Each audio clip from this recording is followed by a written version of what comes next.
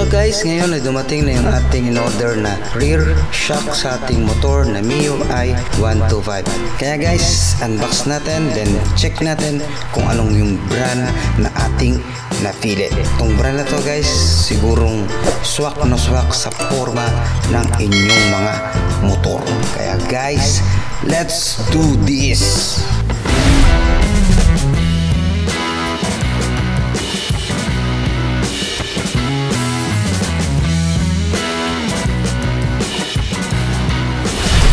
So ito na nga guys, yung ating napili na Motaro Black Series yan.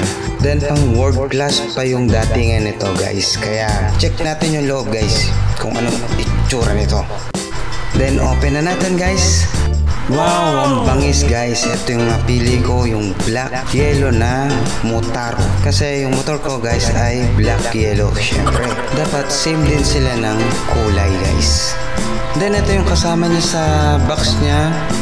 May sticker ng Motaro. Then meron siyang tools. Itong tools na to, ito yung pang adjust ng ating tension ng spring. Then ito naman guys, kung gusto mong baguhin yung size ng height ng ating shock. Then ito na guys yung appearance ng ating Motaro Black Series MotoGP Sport.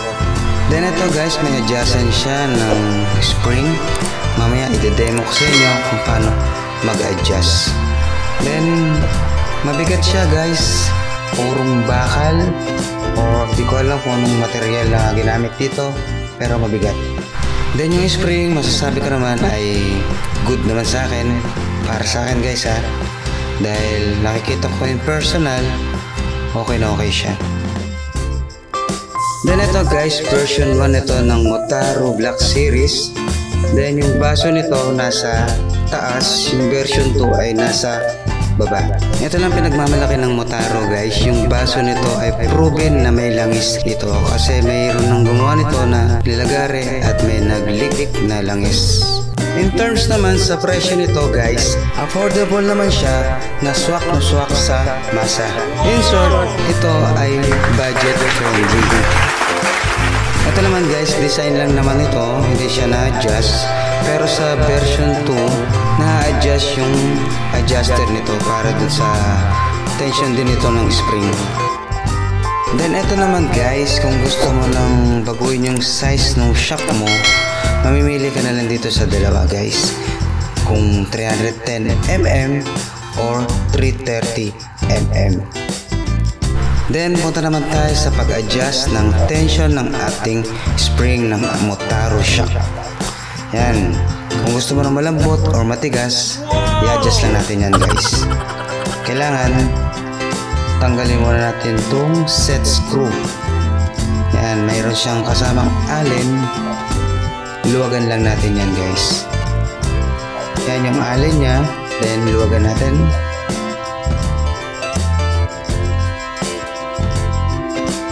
Then after natin matanggal yung set screw, meron tayong tools dyan para sa pag-adjust ng tension ng spring. Ito yung tools nya guys.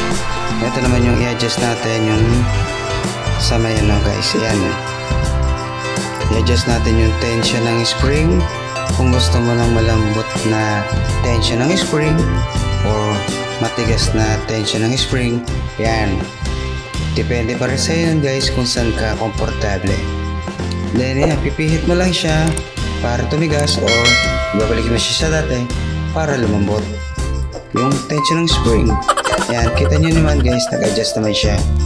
Then ito guys, mas madali mo siyang may adjust yung tension ng spring pag ito ay naka-install sa ating motor.